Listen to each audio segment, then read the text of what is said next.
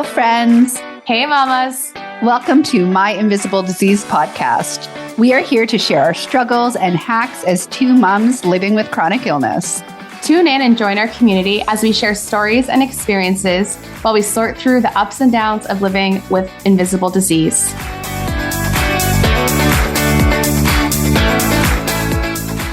Hey, Cassie. Hey, girl. How are you? Oh, good. Good. It's been a morning for sure. We actually got to talk to a new guest for an interview this morning too, which was really fun. Yeah, Amanda Chay. We had so much fun. Honestly, now that I'm looking back at it, I don't think we got like a lot of details on her, but we had a really good time.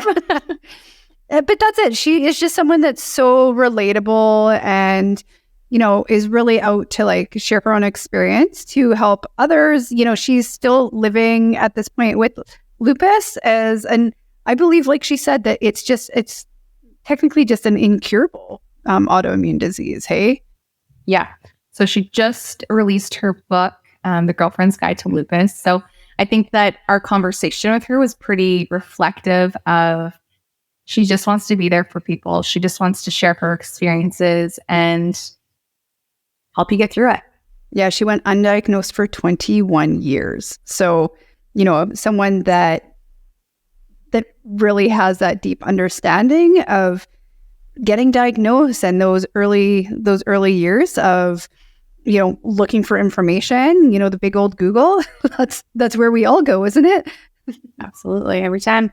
But then she also was able to help her daughter get an early diagnosis, so she didn't have to live through all that. So long story short, I think people are really going to like this episode. It was fun. Awesome. Okay, well, let's get to it. All right. I think my story is probably similar to a lot of people who go through an autoimmune disease diagnosis, because lupus usually takes 5 to 7 years, which is a long time. Oh. But most likely mine took around 23 years 21 years. Because my first daughter, her name is Anna, I was very, very, very sick with her. And most likely that's what triggered lupus. But lupus progresses in stages and it progresses sometimes slowly. And so that's why it took me so long to go across the years. But you know what? I blamed a lot of myself in the beginning when I started to feel a lot of joint pain, right? Oh my gosh, I was a beast. I was an animal. I was your triathlon, CrossFit, these crazy, jump on a box, carry my husband around the neighborhood. Yeah, sign me up, right? I was just wacko. So I blamed the pain on, my lifestyle. Yeah. And then just eventually, to clarify, Amanda, so 21 years to diagnosis. Correct. Yes. Okay. Yes, correct. So across the years, the pain got worse. And when I moved from Tampa to North Carolina, I was like, okay, this can't go on. Because I was teaching a bunch of workout classes and I just was crying in pain. And I went to a ortho who ran some blood tests and found out I had Sjogren's disease, which is an autoimmune disease that usually attacks the cells in your eyes and your mouth, right? And you went for joint pain. And then I went for joint pain. Yeah. Well, he was basically one of these. Oh, you're just getting older. And I'm like, screw you, run some blood tests. I was not having it. I've always been a feisty person, and about my health, I'm like a beast. So I learned I had that, but then my doctor kept asking me as I went to a rheumatologist these weird questions like, is your hair falling out? And I'd be like, what? No, it's not. Why? I'd be really cautious. Or have you had any lung infections? Or, is your chest hurt? And I would repeatedly be like, no. So I got really curious on why she kept asking me these things. And then she kept running these tests and she would just be like, okay. But then one time she's like, oh, this one test called an ANA. Oh, that's positive. Okay, I'm going to send you on to a lupus specialist. So when your specialist sends you on to a specialist, you're like, ooh, that's not good. I know. Yeah, I know. I'm like, you're like, but it was what? I thought. Yeah, I know. Why are we looking? I thought we were so good together. So yeah. She was lovely, but it took me about 8 months to get in here in North Carolina to see my wonderful physician I have today, Dr. Cyrus Shake. But it took a long time, and in the meantime, I had to go through a less desirable rheumatologist who was actually fired from her role that she was in with mine. But you know what? You guys may know the time when you have to have a physician care for you, and that's all you get. And that's what I had. Yeah. But then she's the one who officially gave me my diagnosis. So the weird thing is that about 5 to 6 months later, my oldest daughter, the one that was so tough with me during pregnancy, that made it so tough for me, she also has lupus too. Wow. So I waited. Go ahead. Is that because you had like anything to do with her being in utero? And No, there is a form of lupus called neonatal lupus, which is pretty rare, and the mother passes it on, but then it usually goes away pretty quickly. So what happened with Anna, like my issue was pregnancy that bursts this out of my cells, because lupus will hang out first as a gene variation, and then it needs an environmental trigger. So my trigger was pregnancy, and Anna's trigger, she was in college at the time, she had mono. And it was just so easy for me to see as a mom. I'm like, oh my gosh, you are a clone of me.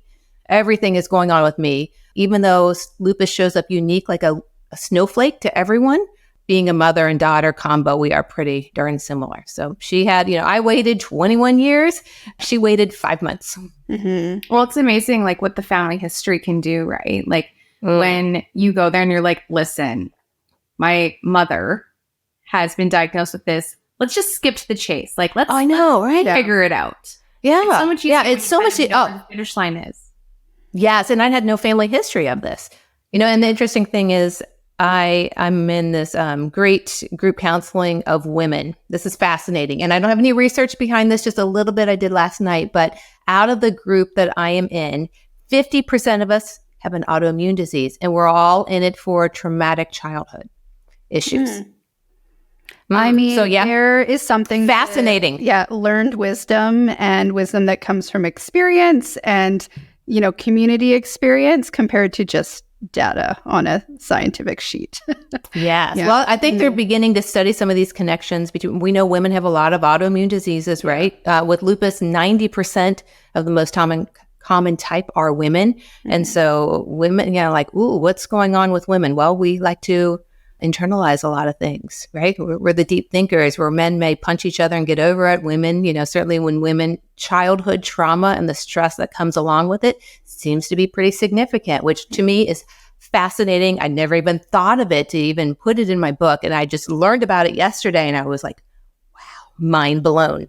Yeah, that's amazing. That's a tricky one, because trauma comes in so many different forms, like whether it's something as normal these days as a divorce, that can be extremely traumatizing for a child. Absolutely. You don't know how that's going to translate down the road. But then obviously beyond that everyday situation, there's so many terrible, terrible, terrible traumas that people carry with them. And whether it's mental illness that develops or autoimmune diseases, like you're saying, like you just have no idea how these things are going to carry with you your entire life. Well, and perceived trauma as a child can be as much as not feeling good enough. Like it doesn't, of course, it doesn't have to necessarily have the stigma of like full on, different forms of abuse either. Like it could be, you were involved in a car accident and just were okay, but you came out with trauma, and and again, it just wasn't processed through your body properly.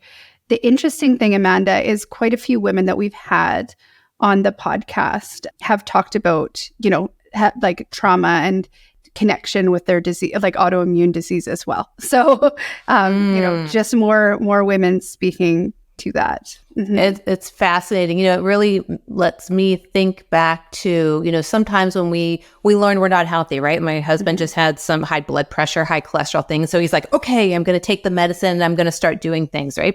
Like a reactive type of thing. But it really goes back to how we are and how we live our lives, and being preventative as a nature. And, yes, your vaccines and stuff like that, but simple things like, do you go outside and walk every day? Do you look up at the sky? Do you manage stress? Do you find ways to just be present in the moment and eat the food you need to eat, right? All of these things are ways that we typically make it a reactive lifestyle, when if we'd had this as a preventative, maybe we could have helped ourselves early on. Well, and even just the idea that the way people used to live compared to now our modern society, where, you had to be outside because that was, these were experiences that thousands of years of human experience have really just over the last 100 years completely shifted, completely changed. And we really are seeing, longer lifespans, but also disease that comes along with it. So, yes. Yeah. It's interesting time. So that connection you just made yesterday, like just from, that's, just last learning. night. Yeah, just last night where I'm like, wow. It was just fat. And the counselor's like, oh yeah, I see it all the time with women. And I'm like, what? Wow. Yeah, I maybe this is a trauma episode. I don't know. But I think that also, like, while we're kind of hovering around this word, like, there's a huge trauma that comes from illness itself. Like, I know for myself, like, my relationship with my body is completely different. Like, I have no trust for myself anymore. Like, I do not trust that my body is going to show up and do its job. And, so for like, I just so badly want to go hike the mountains. And at the same time, I'm just like, oh my God, like, what if I can't get down? What if I get stuck? I am exactly there, Cassie. I got asked to go on a hike this week with a girlfriend, and I've been having, somewhat panic attacks. And I think it's just like I have polycystic kidney and liver disease, which in a weird way, I believe still is an autoimmune. It is, but just not your classic autoimmune. And I've had panic attacks the last few times because the pressure builds up and it just shifts my body into like a fight or flight mode. And I'm scared to go hiking now, like even a low impact, because what happens if my body shuts down and I'm up the mountain? It really can bring on, exactly, trauma, anxiety, a whole bunch of different things. Or even on the small end, let's just say you just trip and sprain an ankle. We know, with us dealing with chronic inflammation and things like that, you're going to take forever to heal. Forever. So you're like, you're weighing it. That's why in the book I talked about a lupus diagnosis as a grieving process. Yeah. That you have to go through the whole thing, no matter, it doesn't have to be just lupus, but the idea that something has come into your body and limited you that you did not want. You can't continue to go and do the things that were so fun before. Perhaps they look different, or perhaps you've had to change your whole output. It's a loss.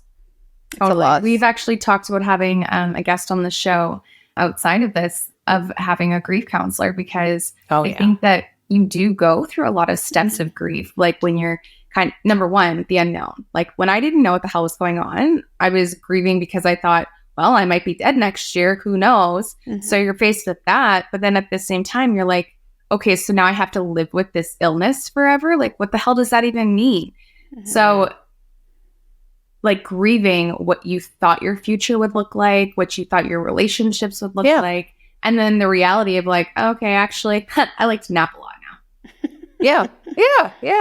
I remember, like, I thought I would just take my medicine. I've always been good. Yeah. I do all these healthy things. I took my medicine and I'm like, what the hell? It's still around. Just the finality of something, to have something that's called an incurable, chronic disease is really sucky. And I think also for me, it's been a big lesson on identifying with, like, I have lupus. In the book, I think I said, like, don't offer me plastic bags. Don't you know I have lupus? Like, God, people, like, it became who I was. Yeah. And then quickly I'm like, I don't like that. That's no fun. I don't want to be like, hey, I'm Amanda and I have lupus. That wasn't it. But it attaches to you for a while. Mm-hmm. It becomes your identity. Like on Instagram, I know I'm supposed to be there for, book and things like that. But often I'm like, I don't want to talk about lupus. I just want to be like, here's a picture of a dog and I love it. So how do you find yourself like moving forward with that? Because obviously, like, you're an entrepreneur, you're a mom, you're now an author and an advocate for your disease. How do you like separate yourself from like wearing your disease as a badge of honor versus like presenting yourself as, hey, it's just me. I'm Amanda and I'm here for a good time.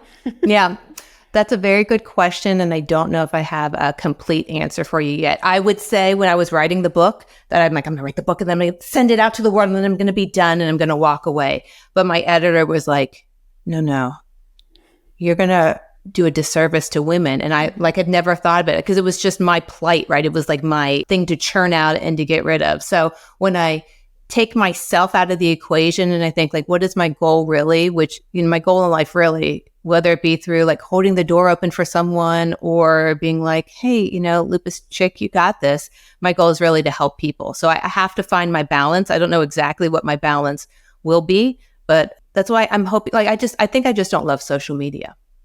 Is there some other way, right? Is there some other way that I can just impact people without, but I teach yoga. I do things like that. I go and I volunteer on lupus organizations, and maybe that's going to be the way that I do it more. I just, the constant in front of, social media just isn't my fave.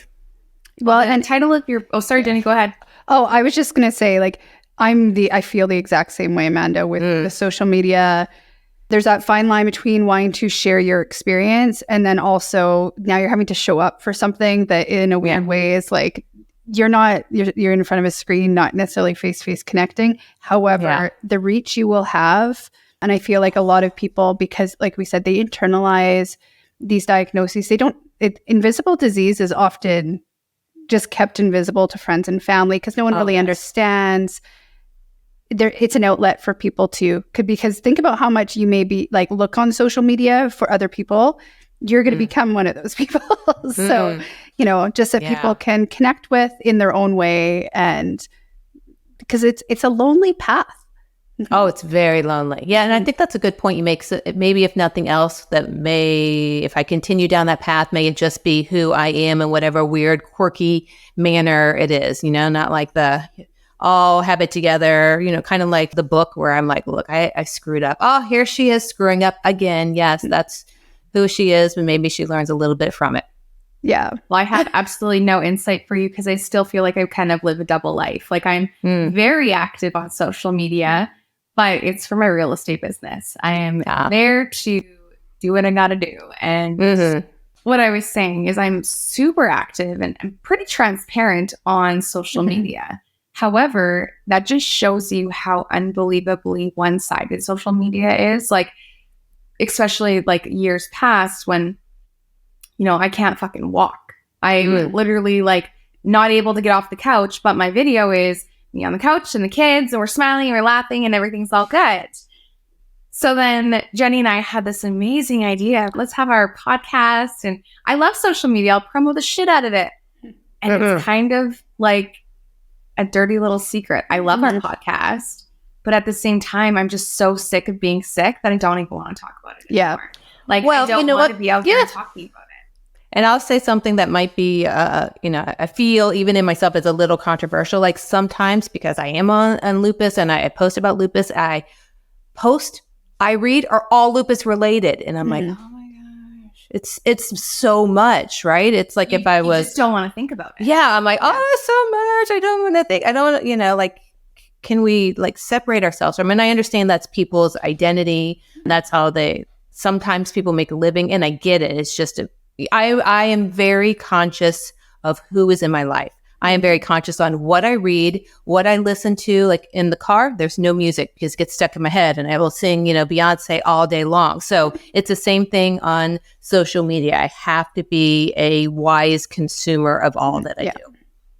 Well, and I think there isn't necessarily, it's a gray area. It's not black or white because there is, like we've been talking about, that place of identity while, relating, while sharing, and it's different for everybody. And I struggle, I go back and forth. Sometimes I deep dive and am hardcore and I'm like, I'm going to heal myself. And then the next day I'm sitting there eating a bag of chips being like, there's this. Yeah, fuck this.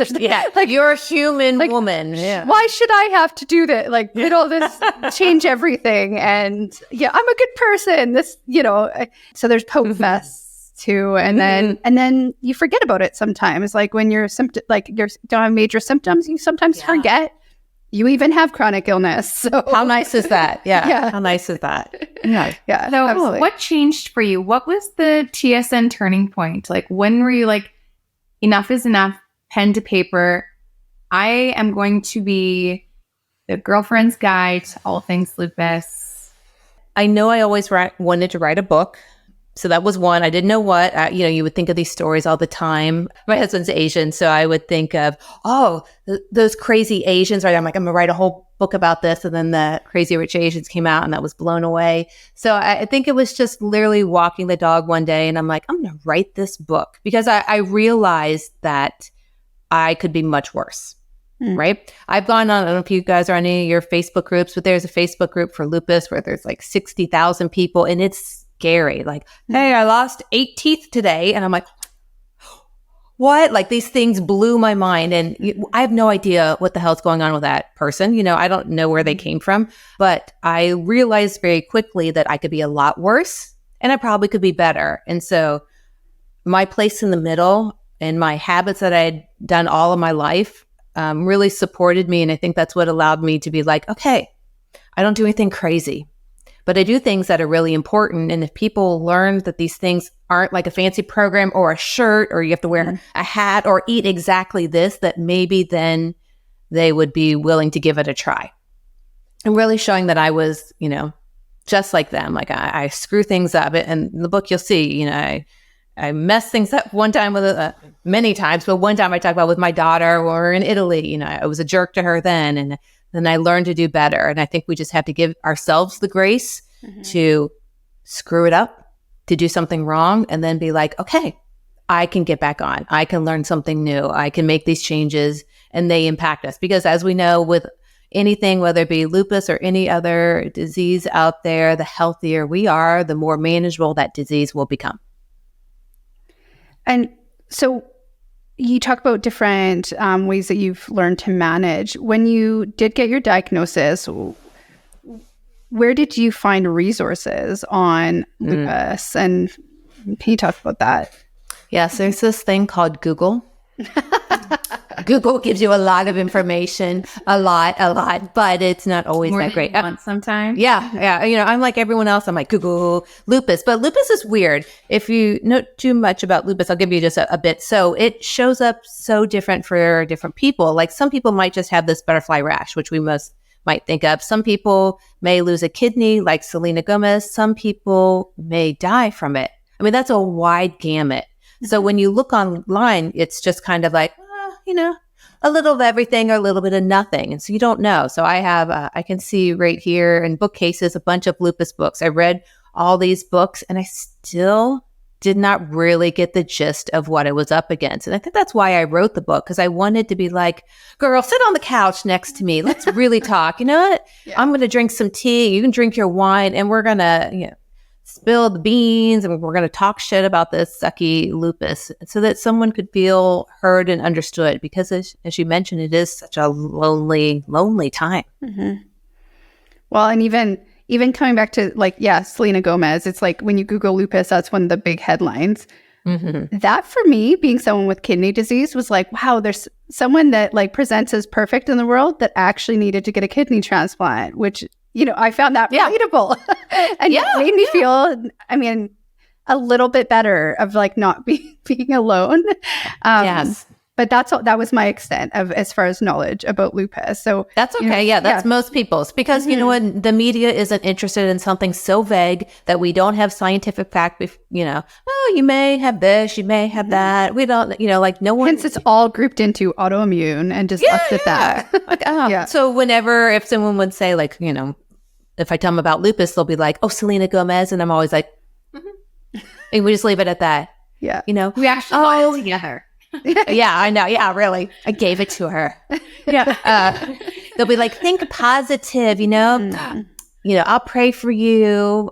Hey, here's my chiropractor. She'll heal you, like all this, bullshit that you're like, thanks a lot. Yeah. Oh man, all the fun suggestions that you get along the way of drink this, it'll fix it. It did helped with someone else's something. And I'm like,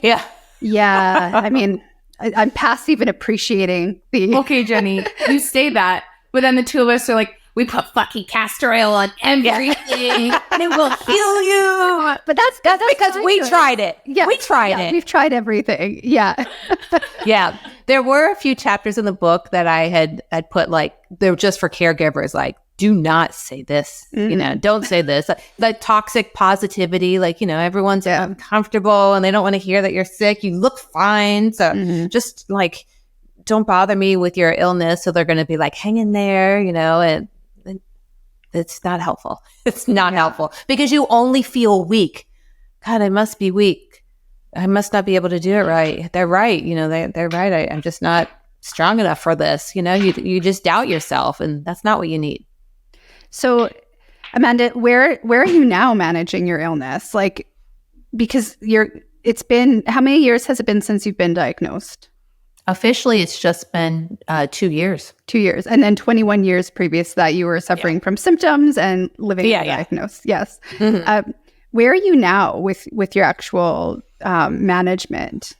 I think I'm in a good place, right? I always feel so hesitant to even say, like, knock on wood. I'm doing okay. Yeah. I'm doing okay, right? You just never, you don't know. But yeah, I feel at this moment right now, I feel pretty good. I have an oral medication I take every single day. I take an injection to the stomach. I take hydroxychloroquine, so Plaquenil. Yeah, it's kind of the gold standard. You can take it your whole life. And then my injection I do in my stomach is a biologic, which is called Benlysta. And that helps decrease somewhere right around 30% for flares. And flares are the big things with us. I imagine with a lot of people, the flares can really, really do permanent damage to the body. So the best thing we can do is manage the symptoms and try to decrease flares and not take that sucky prednisone. Yeah. It's like a trigger word for me. I know, right? Oh, it's the worst. I did ask I don't know if it was an oncologist at a conference. And I'm like, hey, there's got to be something new coming up from prednisone. Tell me there's some. He's like, there's nothing. That's our best we can do. And I'm like, oh, it's terrible. It's terrible. It is terrible. I'll have my day after transplant. I'll be on prednisone. Not there yet. For like long term. No, like cute little squishy cheeks. So when you get my face will be like this big after because I already have big cheeks. Oh, you mean what I looked like for 4 months? Yeah, I actually I was just watching a video from an interview we did last summer, and man, it really, like, now that I see you, it was so gradual. I mean, it was quick, but not overnight kind of thing. Yeah. And now I see, I'm like, oh, there was a big difference. Totally. No, you were on it for 4 months. Woo. Oh, no. I was on prednisone for September, October, November, December, January. Pretty much almost a year. 10 months. Yeah. And like a lot of it. Yeah. How did you sleep? Did you not sleep for 10 months? I smoke a lot of weed. Good. All right. Good. Good time. Perfect. Yeah. I was like, should I stop this? And she's like, are you sleeping? I was like, yep. She's like, no. Damn it. Yeah. So I was in Canada. I was in Alberta, actually, the day when Canada became legal. And it was like this. Like, it was like, I'm like, oh, these Canadians are the best. The best. I was up in like Jasper. So, we were like chill there. Everyone was high there too. Don't worry. Yeah, I know, right? I'm like, these people are. The news was like a dog escaped, but we caught it. That was the only news. And then like weed was legal. I'm like, I need to live here. It's the best country ever. Yeah, rabbits have taken over like Canmore or Jasper. That was it. Yeah. It's pretty intense here sometimes. Yeah, sometimes. It is in the U.S. too. Yeah, we're a little bit less than the States for sure. I mean, as far as the headlines that we see come through. Bless. That's what they say in the South. We're in the South. Bless, bless, bless. Yeah. For after transplant, they used to keep people on prednisone like really long term, but now they wean people off. So I'm just good. And I tend to try to wean myself off anyway. So it's, you try anything. And you're still looking. We just think we're better and know more than doctors. Like, oh, I don't need to be on that anymore. Like, I just know what you're talking about. Yeah. No, I just angles. Yeah. Like 3 weeks ago. Oh, yeah. And I was like, I probably shouldn't be taking methotrexate because it's like an immunosuppressant and I'm trying to fight a virus. So I called my doctor and I was like, I should go off of this, right?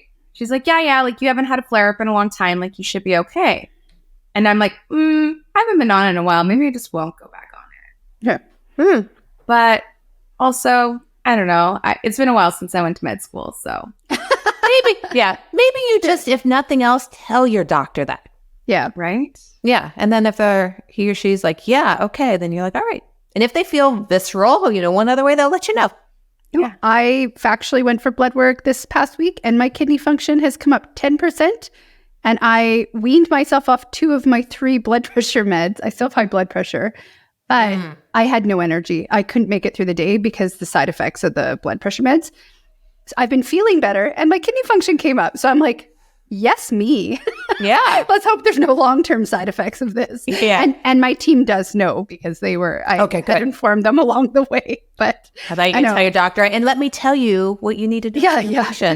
We all know castor oil, Jenny. I know. I've been doing a lot of alternatives. I'm taking some dog dewormer this week. So we'll see how that goes. Yeah. Did you get it from the vet? No, online. Of course, Amazon. This is a great time for the statement because we are not medical professionals. You're not here to give anyone medical advice. Yeah. And this is just for shits and giggles. Please don't sue us. Yeah. Well, I mean, getting back to Amanda and your journey. Okay, so now, how long did it take you to write your book? It took me from start to finish, book in my hands, like 16 months. Oh, that's pretty quick. It's like a beast. If you told anyone, hey, lady, why don't you spend 40 hours or more a week crying and researching and writing for, 16 months and only pay money to write a book? Yeah. You'd be like, oh, hell no. Yeah.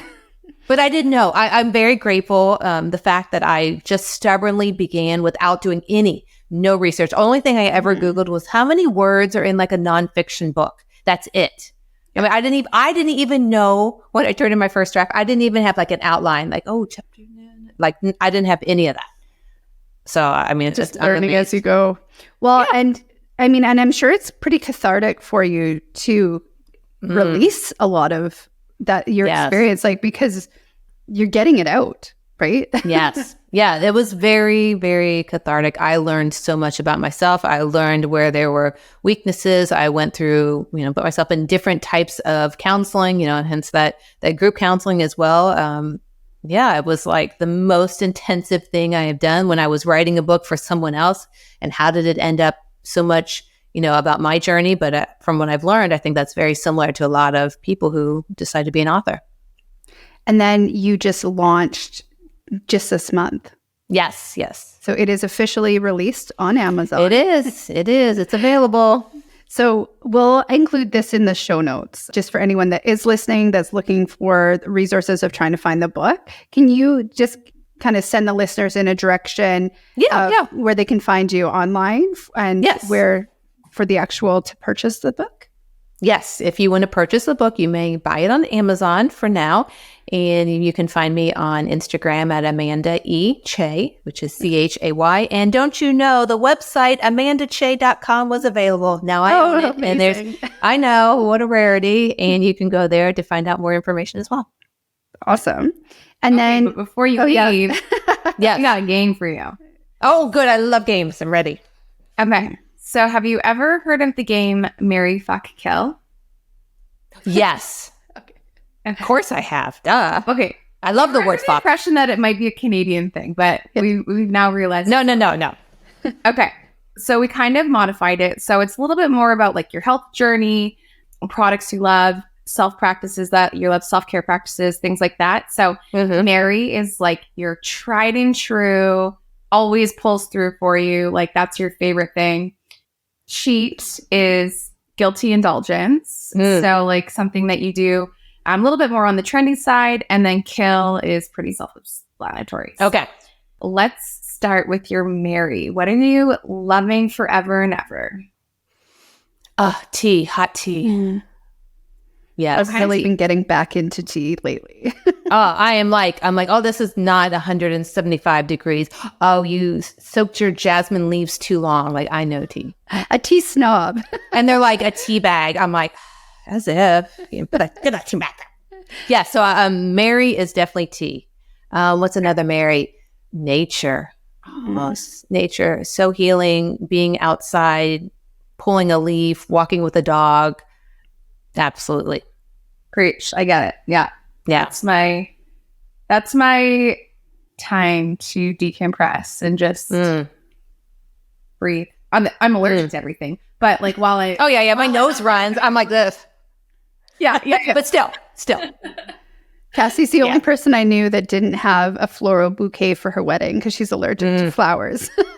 I know. Yeah. Oh, I was like, bummer. to myself, why would I spend money on flowers? I'm literally allergic to them. I will be sneezing Your eyes. on medication all day. And Yeah, understandable. Okay, so Mary is outdoors and tea. What are you like super into? What do you Okay, I just cheated. I've never watched a series, promise, but I did just watch the whole. I know this isn't health related, but I'll give you health related next. I did just watch the whole series of The Real Housewives of New York because I love Jenna Lyons. Ooh. Although I like catty women really are rough for me. Like I told you, I protect my energy. What's another health cheat? It's not a massages. I mean, I do a massage all the time. So is that cheating? I don't think so. Would eating some sugar when you know you shouldn't eat it be a cheat? Okay, yeah. We'll just call it a slight indulgence. That's right. Yeah. Do you guys have suffer from chronic pain? Then like massage is actually a necessity. Mm-hmm. Yeah. I know. It seems like it's so like I'm going to have my massage, but he's like brings an elbow into me, and I'm like, yeah, I can barely like survive. To me, that's. It's work. Yeah, that's a cheat. Yeah, I don't know if it is, but it is. My one thing I cheat on, which seems like I can straddle all ways, is that I do yoga when I teach yoga, but when I don't teach yoga, I don't do yoga. I'm a yoga instructor. So it's kind of a cheat, right? Yeah. So I can I do it just so I can do it myself, right? So that's kind of a cheat in a way. Yeah, it keeps you in that mental place when you have a teach, right? So I know I don't get all the benefits, right? You're like, I'm telling them like inhale, but that's okay. Shavasana. Yeah, I know, right? Yeah, you're on your phone looking for a quote. Let me end this with everyone relax. Oh, it's so true. And then what is your kill? Like, what are you just totally over?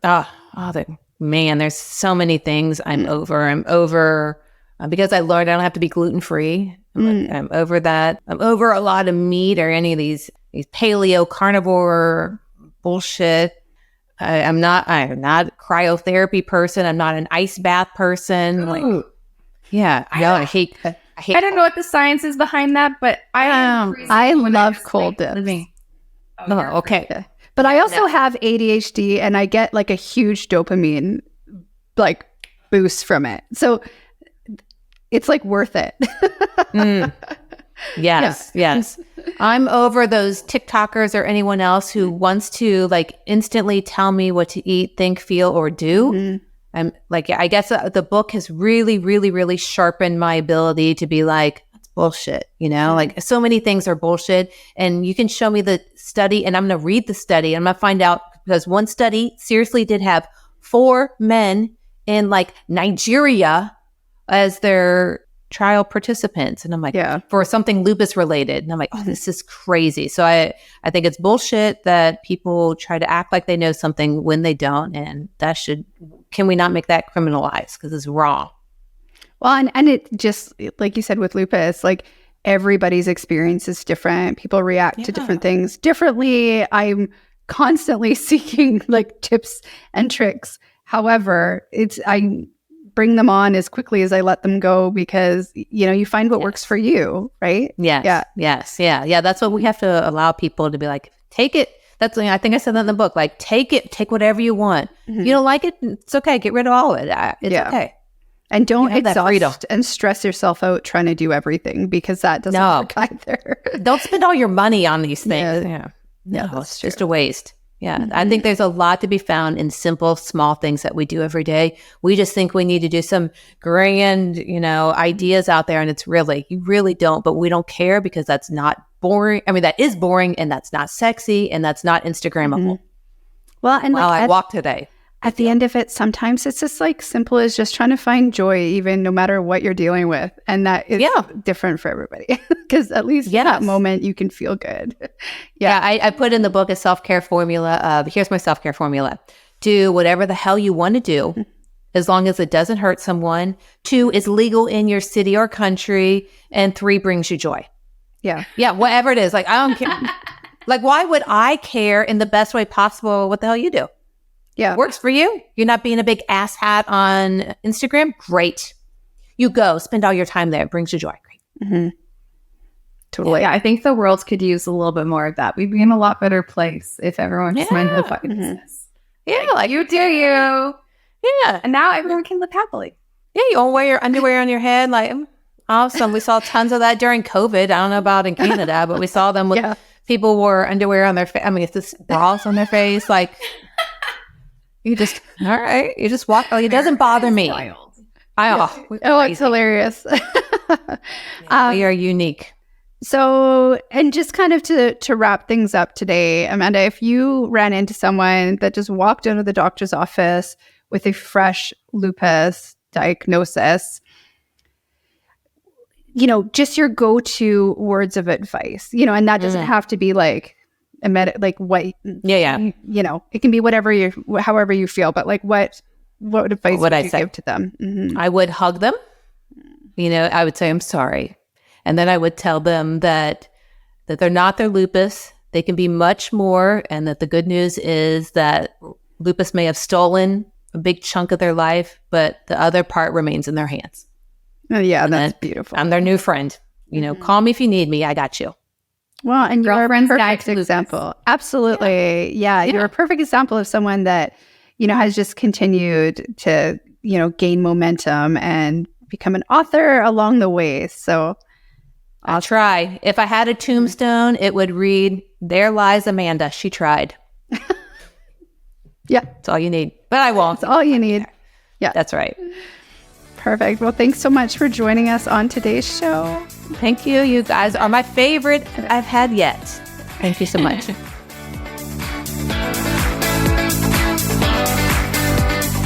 Hey girl, we see you. And we want you to join our community where we can connect and continue the conversation. Follow us on Facebook and Instagram at My Invisible Disease Podcast, because no one should go through this alone. Thank you for listening. And for links, resources, or show notes, you can check us out at myinvisibledisease.com.